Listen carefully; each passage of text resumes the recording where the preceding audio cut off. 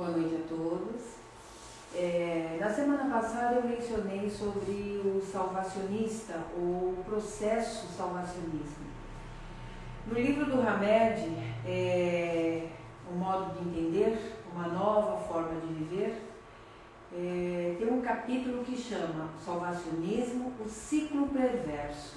Tá? Por que o ciclo perverso? Porque a pessoa fica rodando, e é um circuito, né? Ou uma roda de samsara de muito sofrimento. Né? E aí eu resolvi então dar continuidade hoje falando exatamente desse ponto que eu comentei a semana passada do salvacionismo. Então, no processo de vitimização. Então vamos lá. O salvacionismo. O salvacionismo é uma armadilha. Mudar o que não está ao nosso alcance mudar. O ciclo perverso, o drama do salvacionismo. Nós temos a tendência de achar que podemos resolver o mundo, mudar o mundo e mudar as pessoas. Pensamos que todas as pessoas são responsabilidades nossas. Né? Isso é uma leitura um pouco errônea do Espiritismo. O Espiritismo não diz que nós temos que salvar o outro. Por que não temos que salvar o outro? Porque se cada um reencarna e cada um tem uma missão, e cada um reencarna porque tem um processo de aprendizado, de evolução, cada um tem que cuidar de si próprio, aprender a gostar de si próprio, de lidar com a vida, de se adaptar à vida, e como também mencionei a semana passada, entender que todas as coisas que estão acontecendo ao nosso redor têm a ver com a nossa necessidade de espírito. Né? Sabemos que vivemos num mundo de encarnados e desencarnados. Né? E todos nós em processo contínuo de evolução. Né? Então, quando nós assumimos uma postura de salvacionista, e muitas vezes achando que é isso que é esperado de nós, que nós vamos salvar o mundo todo, tem um outro livro do Hamed, que é As Dores da Alma, que tem um capítulo que chama Preocupações. E lá ele salienta uma coisa que eu sempre procuro lembrar as pessoas.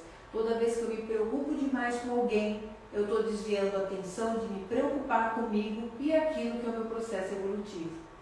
Então, muitas vezes, de forma inconsciente, se preocupar com o outro é desviar a minha atenção e aí eu não vejo aquilo que eu tenho que resolver. E os dias vão passando, a minha encarnação vai passando e com certeza eu vou deixando de tomar atenção para aquilo que eu tenho que transformar, mudar, adaptar, aceitar, enfim, da minha própria existência.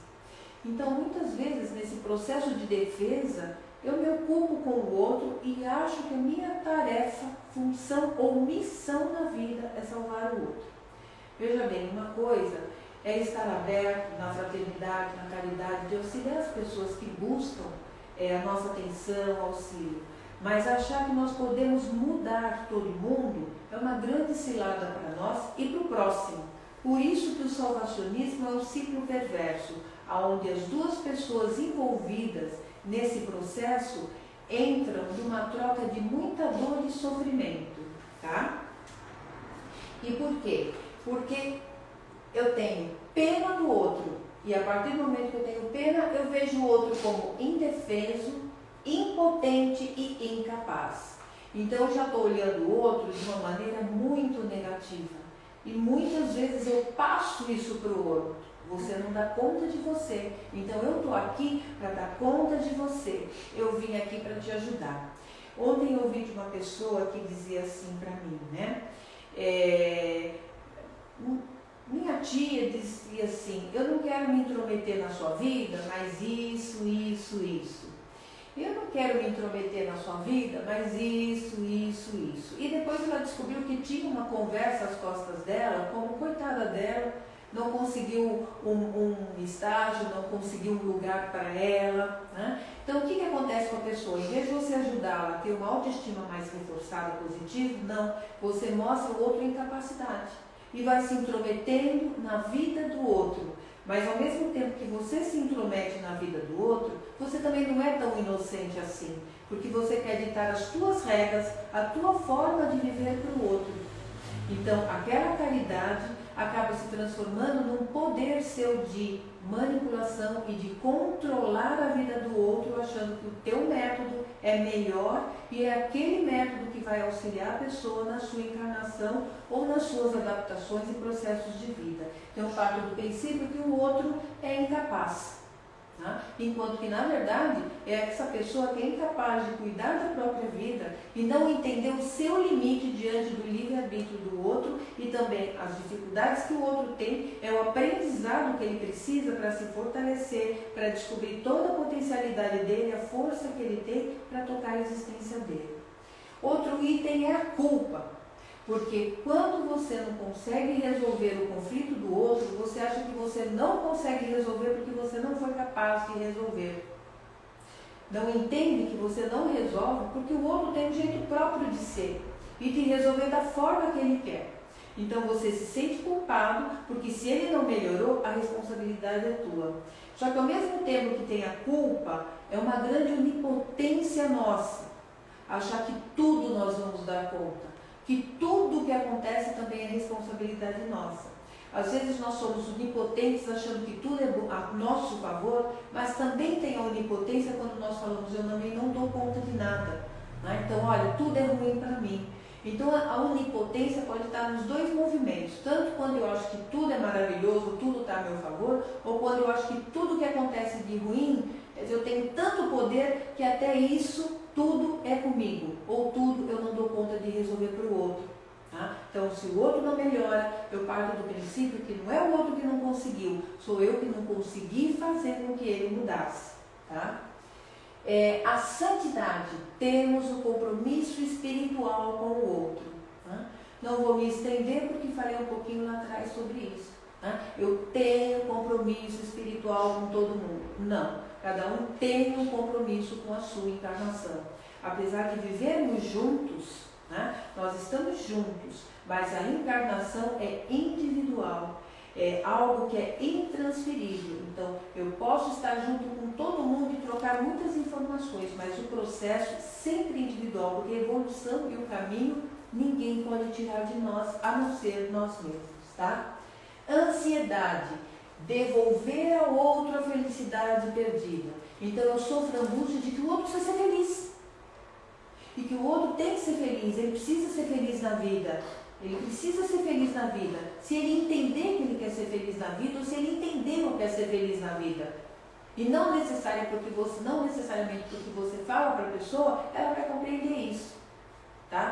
Às vezes, no processo depressivo, a pessoa fala, mas você é tão bonita, você tem tanta coisa para viver, você pode... A pessoa não está naquele momento de entender que ela tem tudo isso na vida, ela tem a dor. Então, às vezes, sem perceber, nós desrespeitamos o outro, querendo dar para ele uma vida, que ele veja a vida que ele não consegue ver. E isso é empatia. A empatia é entender como o outro está vendo o mundo. E não querer passar para ele um mundo, ou uma verdade, ou uma realidade que ele ainda não chegou no ponto de ver. Então, você novamente está invadindo o outro e querendo que ele veja pelos teus olhos. E quer queira ou não, ninguém pode ver pelos nossos olhos. Mesmo em situações de dor, nós podemos entender o que é uma perda. Porque vivemos perdas na vida, mas nós não sabemos o que o outro sente. Nós só somos conscientes da nossa dor, porque cada um tem um mundo interior e tem uma forma de lidar com suas coisas e de sentir. Então eu posso olhar para o outro e dizer, eu entendo que é perder, eu entendo que é ter algum tipo de dor, mas eu não posso saber se ele sente igual, porque ele nunca vai sentir igual, porque cada um tem uma história e a dor de cada um é sentida de acordo com essa história que ele tem. Então, muitas vezes que ele fala para o outro, não, eu vou devolver para ele, ele tem que ver o mundo cor-de-rosa, ele não está ainda na hora de ver o mundo cor-de-rosa. Lembra sempre que, como nós falamos, é um mundo em que tem os espíritos encarnados e desencarnados. E entre nós todos, nós estamos em graus diferentes de evolução. Então, um pode ter uma visão mais ampliada e o outro ainda está desenvolvendo o processo. Então, não é todo mundo no mesmo degrauzinho, cada um está num degrauzinho diferente.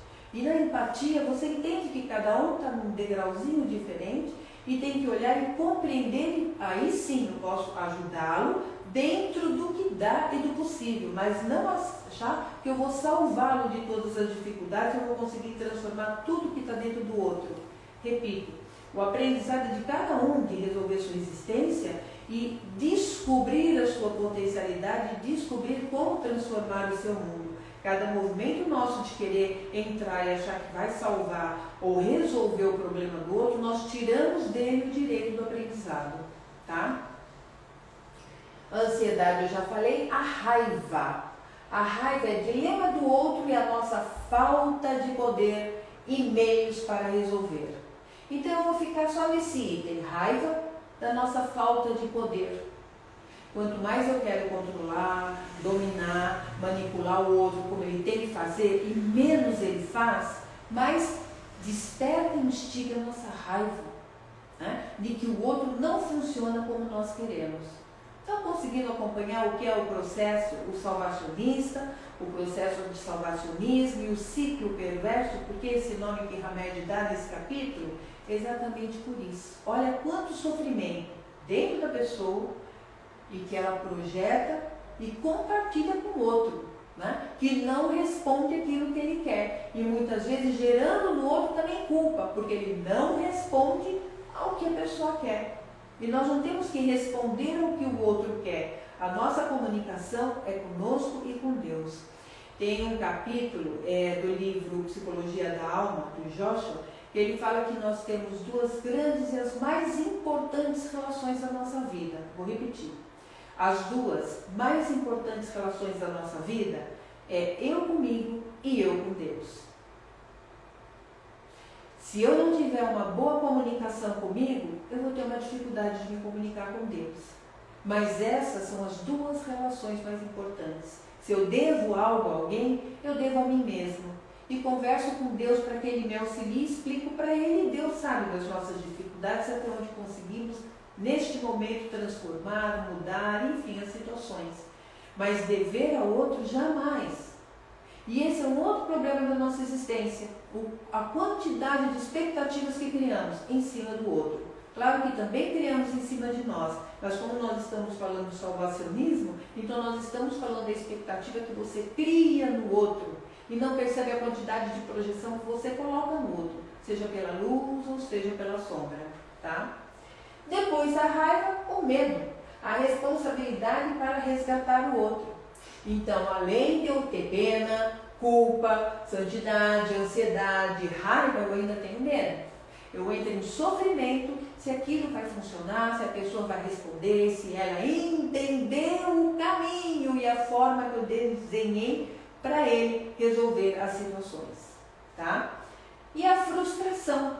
Por que a frustração? Porque tudo tem um limite. Então eu vou me frustrar, além de ter a raiva, porque o outro vai agir e fazer de acordo com o que ele entende, de acordo com o que ele pode e também de acordo com o que ele quer, e não com o que nós queremos, tá? Aí, a fotinho desse gatinho, né? Eu me sinto vítima de novo. Me sinto usado, ferido, magoado, abandonado, impotente, envergonhado e deprimido. Por quê? Porque quando o outro não faz aquilo que eu quero, eu fico muito brava, ofendida, eu perdi meu tempo. Eu fiz tanta coisa por aquela pessoa. Eu me dediquei tanto, quis tanto bem dela. Viu como uma coisa está engatada na outra? O processo de vitimização e o salvacionista? Olha tudo que eu me dediquei. Olha quantas horas eu estava ali com a pessoa. Ela não entendeu nada, né? Olha, ela fez tudo errado. Eu tanto que disse para a pessoa. Tem uma frase que é comum nas pessoas, e às vezes até já usei também, e que é uma péssima palavra, ou melhor, uma péssima frase, né? Quando a pessoa faz alguma coisa que dá errado, e você diz para ela, eu disse para você, tá vendo? Eu não disse para você, tá vendo? Eu não tinha te avisado.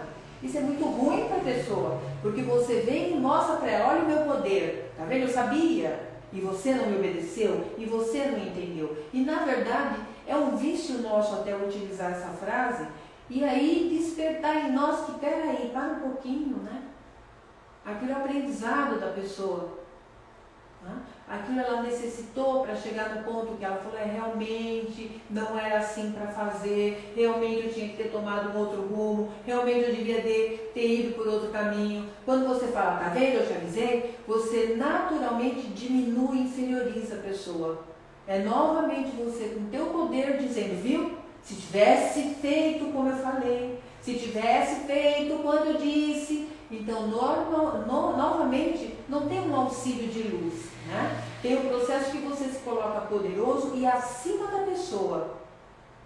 E a pessoa novamente, em vez de ela ficar bem, ela abaixa a cabeça e ela piora novamente porque fala, tá vendo? Eu realmente sou incompetente e digno de pena, tá? Atormentador. Não fizeram como humildemente eu disse ou dissemos, como caridosamente nos comportamos. Olha como nós somos maravilhosos. Né? Olha, e fico ali, atormentado porque não consegui, lembra do limite? E às vezes atormentando o outro. Tivesse feito, tivesse andado, tivesse... Né? Porque na verdade a consciência que eu tenho é do quanto eu sou um ser bom e quanto eu sou esse humilde servo a serviço do outro. Vou repetir, a serviço do outro, manipulando, controlando, assumindo a vida do outro e abrindo mão da minha vida. No disfarce de auxiliar, deixando de ver o que eu preciso para a minha encarnação. Peraí, deixa eu olhar no espelho e ver como eu estou vivendo. O quanto eu também fiz isso. O quanto muitas vezes alguém quer mostrar alguma coisa e eu não estou no ponto de ver ou de ouvir. O quanto muitas vezes eu preciso dizer para o outro, deixa que eu preciso tomar os meus passos no meu caminho. Deixa eu me responsabilizar. Se eu errar, tudo bem, eu aprendo. Tá?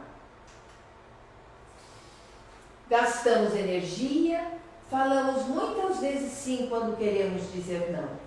O que fizemos para estar infeliz e frustrado? Então fica aí uma questão para cada um, né? O que cada um está fazendo para se sentir tão infeliz e frustrado? O quanto está conseguindo entender todas as lições da vida, todas as oportunidades? O quanto cada um está conseguindo sair das suas crenças limitantes para tocar essa vida de uma outra maneira, abrindo mão dos vícios que carrega, às vezes até por tantas e tantas encarnações, mas que nesta encarnação atual vão sendo apresentadas exatamente de forma repetida para que os passos, os movimentos, a comunicação seja de forma diferente do que fizemos por tantas e tantas vezes, tá? A frase de cima é que o salvacionista também é aquele que diz sim, está sempre pronto para tudo, mesmo que às vezes não queira. Por que eu falei para a pessoa que eu ia? Ah, tá vendo, coitada, ela está precisando tanto de ajuda, eu vou. Mas sabe que eu não quero, eu não estou bem para ajudar. Não, mas coitado. Às vezes, sem perceber, somos muito mentirosos. Né? De novo, queremos ser um grande salvador, né? Mas no fundo, agindo de uma maneira que não estamos salvando não o outro, cada um de nós. Reside em nós a fonte que determina e controla nossos atos, atitudes, ações e reações. Não está no outro, está em nós. Eu não posso ditar regras para o outro se todos nós estamos aprendendo aqui o que eu falo, o que eu faço, como eu penso, o que eu mudei. A ação é a atitude. Todas as mudanças vêm pela atitude. Tá? Então, o quanto eu estou percebendo, eu estou assumindo, eu estou mudando, até para mostrar para o outro. Não mostrar dizendo, tá vendo como eu sei fazer, mas de alguma maneira, nossa atitude já é um aprendizado para o outro. Tudo que nós fazemos, o outro também vê. Nossa mudança, o outro também percebe. Então, não precisamos de estrelismo. É só fazer, é só realizar. Mas é um processo, não é preocupado com o que o outro vai ver, mas sim de sentir que nós estamos transformando tudo na nossa vida. A nossa forma de ser, saindo dessa procrastinação em que vivemos, das crenças limitantes que carregamos. Ajuda-te. Ajuda teu semelhante a levantar sua carga, porém não a levá-la. É uma frase de Pitágoras, tá? Eu ajudo cada um a carregar a sua cruz, mas eu não carrego a cruz dele.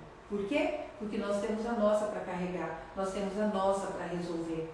E não estou dizendo que nós somos egoístas. Essa é uma necessidade do nosso espírito e, como eu disse anteriormente, o nosso aprendizado. Nós só podemos mudar se nós olharmos para a nossa vida e carregarmos tudo aquilo que está à nossa frente, que é para a nossa transformação.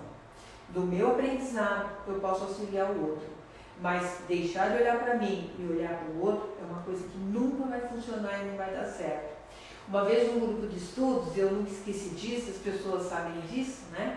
Uma pessoa falou assim, eu me lembro que quando está no avião e cai a máscara, quando vem, olha, se acontecer alguma coisa, a primeira coisa que você faz é colocar a máscara em você, não é no outro. Você precisa da máscara, porque você precisa estar bem para poder salvar o outro. Pôr o outro na frente de nós mesmos, nós perdemos até a nossa encarnação, tá? E como eu disse, vamos desviando. E ao contrário, nós precisamos estar fortalecidos até para poder auxiliar o outro. Mas não no auxiliar, entrar nesse ciclo que sem perceber nós estamos diminuindo, controlando, tendo raiva e querendo que o outro trabalhe de acordo com o nosso modelo, a nossa forma de ser. E por último, uma frase do Emmanuel, tá? Ergue-te cada dia para fazer o melhor que puderes. Quando não conseguires adiantar-te em passo regular, segue lentamente, mas segue de maneira constante no trabalho que a vida te deu a realizar, tá? Eu vou ler novamente e fazer o nosso encerramento, ok? Ergue-te cada dia para fazer o melhor que puderes. Quando não conseguires adiantar-te em passo regular, segue lentamente, mas segue de maneira constante no trabalho que a vida te deu a realizar. Emmanuel, Chico Xavier, do livro Amigo. Essa é a frase e a mensagem de hoje. Boa noite.